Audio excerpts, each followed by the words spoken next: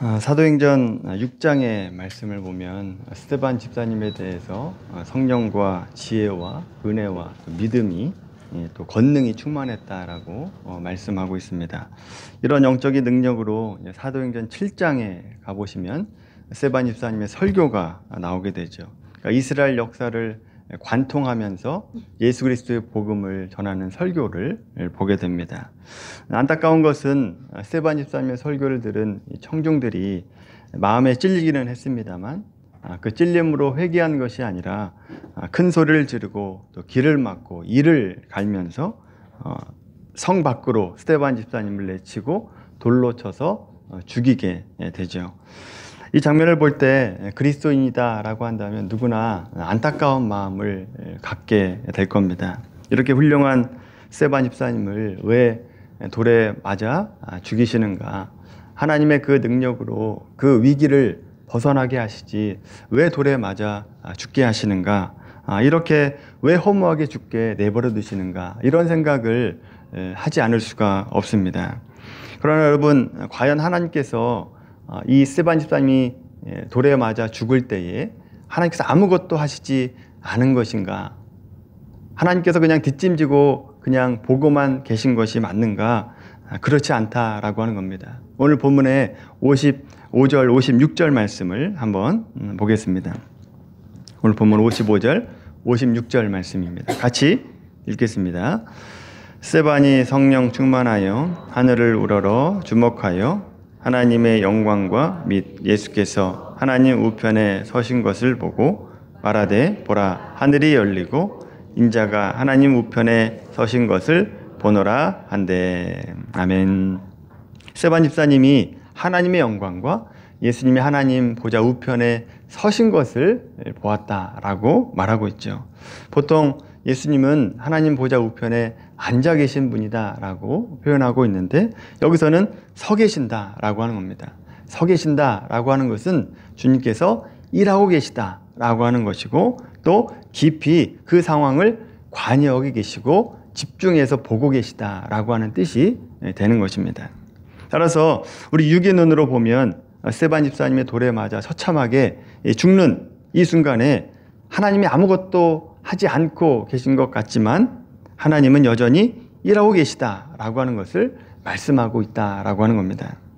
자, 그렇다면 성령과 지혜와 은혜와 믿음과 권능이 충만했던 스데반 집사님을 죽이시면서까지 하나님과 예수님이 하신 일이 무엇인가라고 하는 것을 우리가 한번 오늘 살펴보도록 하겠습니다. 스데반 집사님을 통해서 하나님이 하신 일은 크게 두 가지를 말할 수 있습니다. 하나는 교회 외적인 부흥이고 또 다른 하나는 교회 내적인 부흥을 주셨다라고 하는 것입니다. 먼저 스데반 집사님 순교로 교회가 어떻게 외적으로 부흥하게 되었는가, 그거를 우리가 한번 살펴보겠습니다. 기독교에 대한 박해는 스데반 집사님이 죽는 것으로 끝나지 않습니다. 오히려 그 죽음을 계기로 해서 더 활발하게 더 박해가 심해졌다라고 하는 거죠. 사도행전 8장 1절 말씀을 보십시오.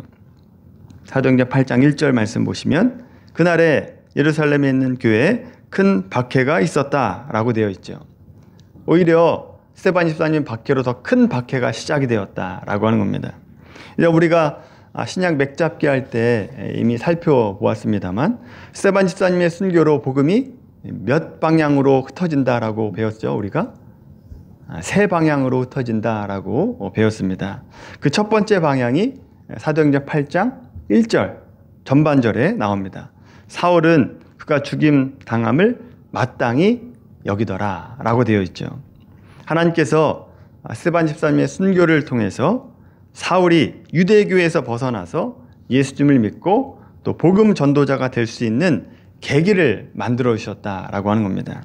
본문에는 묘사되어 있지 않습니다만 사울은 스데반 집사님의 순교하는 이 장면을 보고 크게 혼란스럽고 당황스러웠을 겁니다. 스데반 집사님의 성령 충만함을 가지고 이스라엘 역사를 관통하면서 복음을 전하고 있는 그 모습, 또 복음을 위해서 죽임 당할 때 그렇게 담대하게 죽는 그 모습을 보면서 새로운 생각을 하게 됐을 겁니다. 이해할 수 없는 마음을 갖게 되었다라고 하는 거죠. 그 이해할 수 없는 마음을 가지고 담에색으로 예수 믿는 자를 잡으려고 체포영장을 가지고 가는 그 길 도중에 예수님을 이제 만나게 되는 거죠. 예수를 만나고 회심을 하게 됩니다. 바울의 회심으로 인해서 복음이 유럽으로 건너가게 되는 계기가 되었다라고 하는 거죠. 그래서 스데반 집사님의 순교는 복음이 유럽으로 전파되게 하는 그런 계기가 되었다라고 우리가 보게 되는 거죠. 두 번째, 스데반 집사님의 순교로 복음이 유대와 사마리아 지역으로 퍼지게 됩니다. 1절 후반부 말씀에 이렇게 나오죠. 그날에 예루살렘에 있는 교회에 큰 박해가 있어 사도 외에는 다 유대와 사마리아 모든 땅으로 흩어지니라. 유대와 사마리아 지역으로 복음이 전파되었다라고 하는 겁니다. 특별히 사마리아 땅에 복음을 전도했던 분이 이제 8장 4절 이하에 나오는 빌립 집사님을 통해서 사마리아 지역에 복음이 전파되게 되죠. 세 번째, 스데반 집사님의 순교로 복음이 스리야 안디옥까지 퍼지게 됩니다. 좀 뒤로 넘어가시면 사도행전 11장에 나옵니다. 사도행전 11장 19절부터 20절까지 말씀. 사도행전 11장 19절부터 20절까지 말씀 같이 읽겠습니다. 그때 스데반의 일로 일어난 환란으로 말미암아 흩어진 자들이 베니게와 구브로와 안디옥까지 이르러 유대인에게만 말씀을 전하는데 안디옥에 이르러 헬라인에게도 말하여 주 예수를 전파하니. 아멘. 스데반의 일로 환란이 일어났고 그 일로 인해서 베니게와 구브로와 또 스리야 안디옥으로 복음이 전파됐다라고 말씀하고 있죠.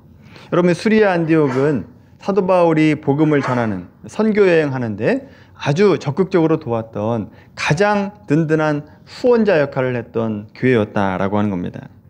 예루살렘 교회는 여전히 유대주의로 율법으로 아직 갇혀 있어서 다른 이방인에게 복음을 전하지 않은 그때에도 이 수리아 안디옥 교회는 유대주의를 넘어서 헬라인에게 또 이방인에게 복음을 증거하면서 선교 중심의 교회가 되었다라고 하는 거죠.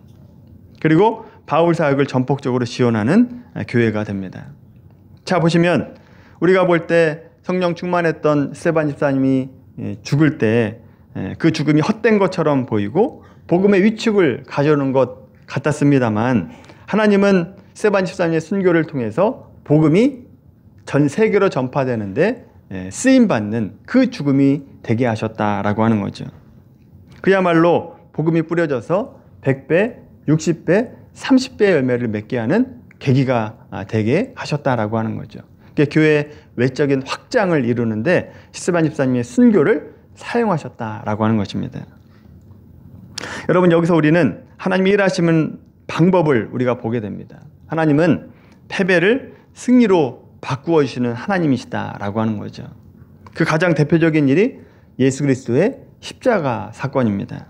모든 사람은 죽으면 끝이다 라고 얘기합니다. 죽음은 희망이 없다 라고 얘기하죠. 그런데 하나님은 예수님을 사흘 만에 부활하게 하시고 사망 권세를 깨뜨리시고 생명을 만들어내셨다라고 하는 거죠.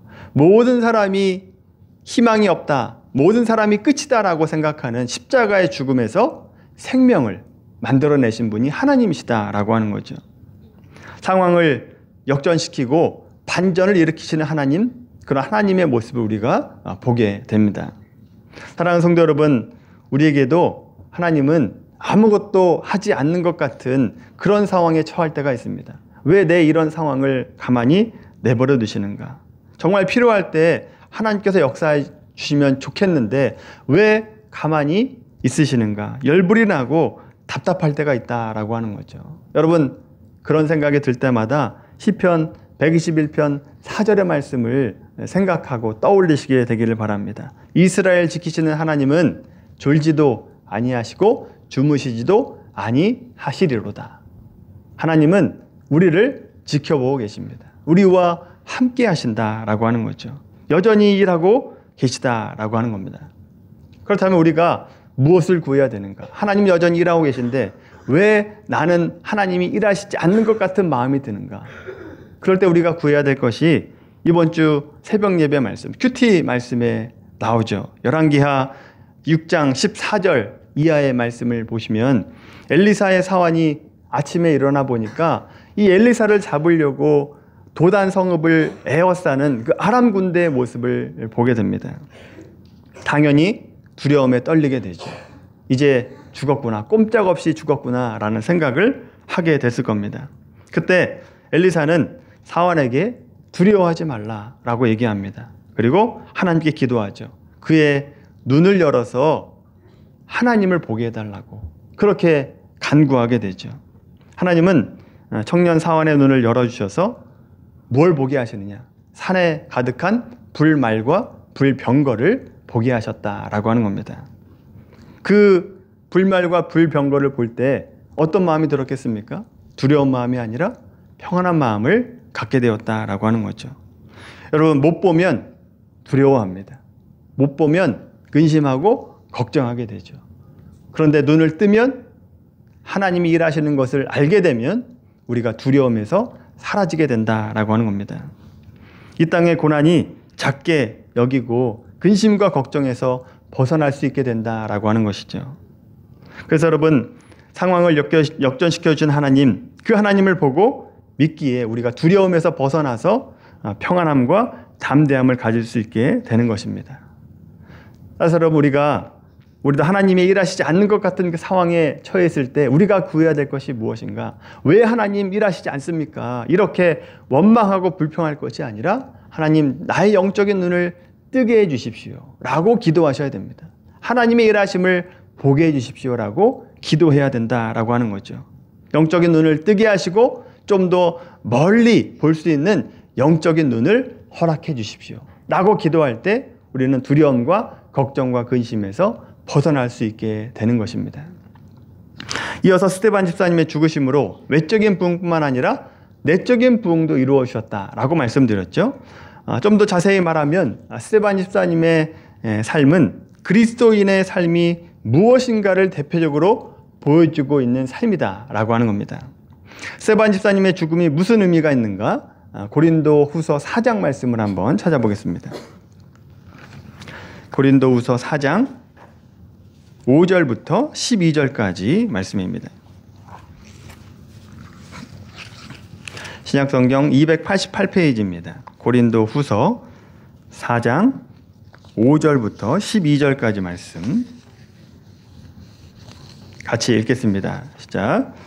우리는 우리를 전파하는 것이 아니라 오직 그리스도 예수의 주 되신 것과 또 예수를 위하여 우리가 너희의 종된 것을 전파함이라. 어두운 데 빛이 비치라 말씀하셨던 그 하나님께서 예수 그리스도의 얼굴에 있는 하나님의 영광을 아는 빛을 우리 마음에 비추셨느니라. 우리가 이 보배를 질그릇에 가졌으니 이는 심히 큰 능력은 하나님께 있고 우리에게 있지 아니함을 알게 하려 함이라. 우리가 사방으로 우겨쌈을 당하여도 쌓이지 아니하며 답답한 일을 당하여도 낙심하지 아니하며 박해를 받아도 버림받지 아니하며 거꾸러뜨림을 당하여도 망하지 아니하고 우리가 항상 예수의 죽음을 몸에 짊어짐은 예수의 생명이 또한 우리 몸에 나타나게 하려 함이라. 우리 살아있는 자가 항상 예수를 위하여 죽음에 넘겨짐은 예수의 생명이 또한 우리 죽을 육체에 나타나게 하려 함이라. 그런즉 사망은 우리 안에 역사하고 생명은 너희 안에서 역사하느니라. 아멘. 여러분, 지금 읽은 말씀을 보시면 우리는 질그릇이고 우리 안에 뭐가 있다고요? 보배를 가지고 있다라고 말하고 있습니다. 그래서 우리의 삶의 모든 것은 우리 안에 있는 이 보배를, 예수님을 드러내는 그런 삶을 살아야 된다라고 하는 거죠.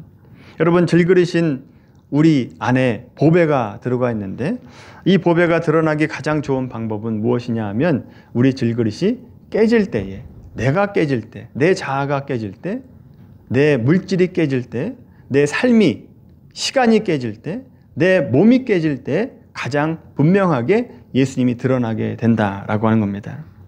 그런 의미에서 스데반 집사님이 죽어야 됐다라고 하는 겁니다. 스데반 집사님은 자기 죽음을 깨뜨렸다, 자기 생명을 깨뜨리면서 예수님을 드러내게 됐다라고 하는 거죠.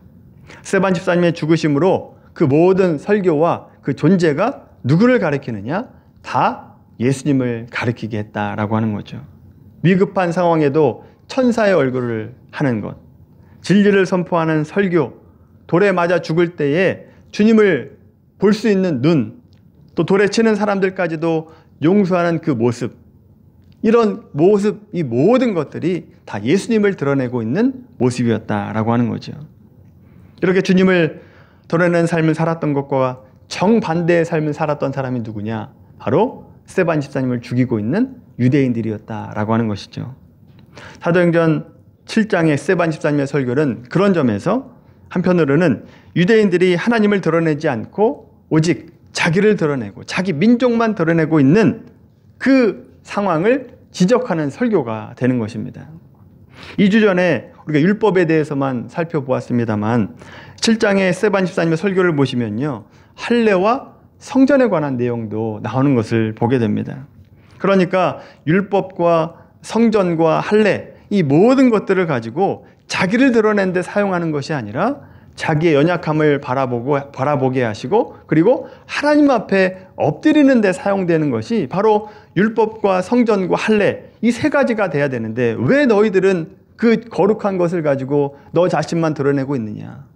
왜 너의 잘남을 드러내고 있고 너의 민족의 잘남만 드러내고 있느냐? 이렇게 스데반 집사님이 설교하고 있었다라고 하는 거죠. 여러분, 왜 할례와 율법과 성전이 자기가 드러나는 것이 아니라 오직 하나님만 드러나야 되는 것이냐? 그 이유를 간단하게 말씀을 드리면 이렇습니다. 여러분, 할례라고 하는 것은 창세기 17장에 아브라함에게 명령하신 겁니다. 여러분, 할례라고 하는 것이 우리가 아시다시피 오늘날 포경수술을 얘기하는 겁니다. 그 무엇을 상징하느냐? 남자의 생식기를 자른다라는 의미입니다. 남자의 생식기를 자른 겁니다. 그러면 그 자녀는 누구의 자녀가 되는 겁니까? 생물학적인 아브라함의 자손이 아니라 하나님의 자손이 된다라고 한 뜻이 되는 것이다 라고 하는 거죠. 하나님께서 낳고 하나님께서 보호하시고 하나님께서 기르시는 선택한 백성이다라고 한 뜻이 할례에 담겨져 있다라고 하는 거죠. 그러니 할례를 통해서 기억해야 될 것은 하나님께서 은혜로 삼아주신 하나님의 백성이다 라고 하는 걸 기억하고 하나님께 가까이 가는 민족이 돼야 되는 거죠. 그런데 유대인들은 할례 받은 것 자체로 구원받은 백성이다라고 생각을 했던 거죠. 자기들의 자랑으로 삼았던 겁니다. 너희들은 할례 받지 않은 민족 아니냐? 선택받지 못한 민족 아니냐? 우리는 선택받았다 라고 하면서 교만으로 가게 됐다라고 하는 거죠. 율법은요? 율법은 율법 아래에 있는 자들은 다 죄인이다 라고 하는 것을 확인시키고 하나님 앞에 나와서 엎드릴 수밖에 없는 존재라고 하는 것을 확인시켜주는 것이 율법입니다.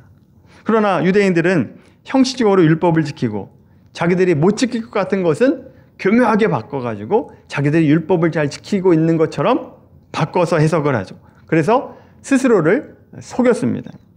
그리고는 율법을 가지고 저들의 자랑으로 삼고 율법으로 십자가 앞에 엎드리지는 않았다라고 하는 겁니다. 성전도 마찬가지입니다. 성전은 죄 씻음을 받기 위해서 하나님께서 주신 은혜의 장소라고 하는 겁니다. 그래서 죄를 지을 때는 반드시 짐승의 피가 들어가게 되죠. 그래서 죄라고 하는 것이 얼마나 심각한 것인가 라고 하는 것을 알려주고 죄의 용서는 오직 하나님만이 할 수 있다라고 하는 것을 알려주는 장소가 바로 성전입니다. 그래서 하나님을 두려워하는 법을 가르침을 받는 곳, 이것이 성전입니다. 그런데 유대인들은 자기 민족만 거룩한 성전을 가지고 있다라고 생각하고 성전을 자랑했다라고 하는 겁니다.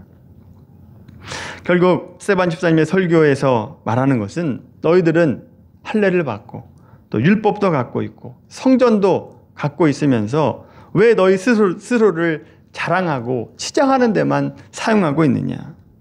왜 진리와 영광과 그 진리된 것의 본체 대신 예수님에게는 왜 가지 않고 왜 너희에게만 집중하냐? 라고 하는 것에 어리석음을 지적하고 있다라고 하는 거죠. 그에 비해서 여러분 스데반 집사님의 삶을 한번 보십시오. 신자로서의 삶이 어떠해야 되는지를 분명하게 보여주고 있다라고 하는 거죠. 자신을 드러내지 않는 것은 물론이고요. 자신을 깨뜨려서 그 안에 있는 보아, 예수님을 드러내고 있다라고 하는 겁니다. 그리스도의 삶의 원리와 삶의 방법이 무엇인지를 보여주고 있는 거죠. 얼마나 영광된 삶이고 복된 삶입니까?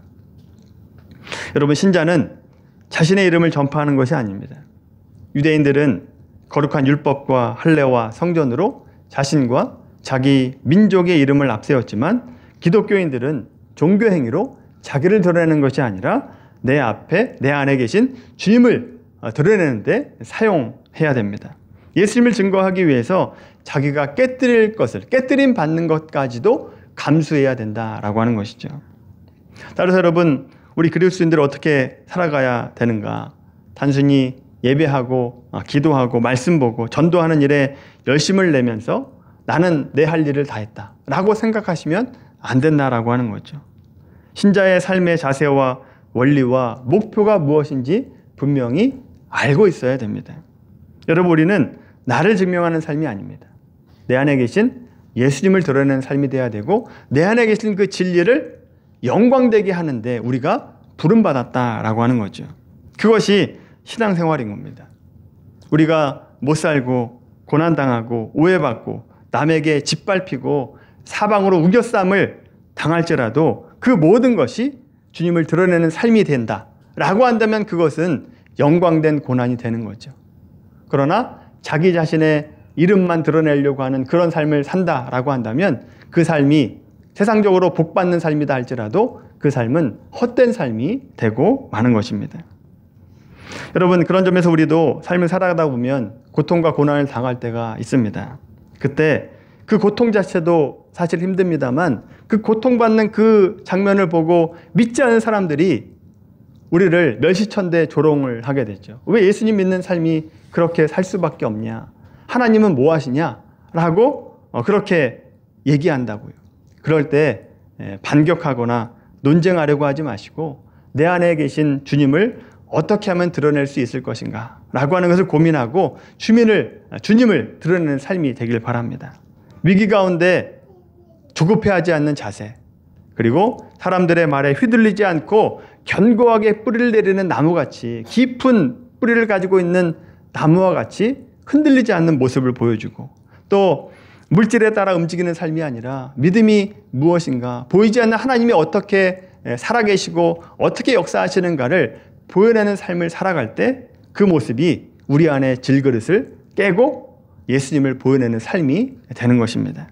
그렇게 내 질그릇을 깨뜨려서 주님의 모습을 보여내는 것이 스데반 집사님의 삶을 본받는 삶이고 그 삶이 영광된 삶이다 라고 하는 걸 기억하시고 우리 모두도 내 안에 계신 예수님을 드러내며 영광되게 하는 삶이 되기를 주님의 이름으로 간절히 축원합니다.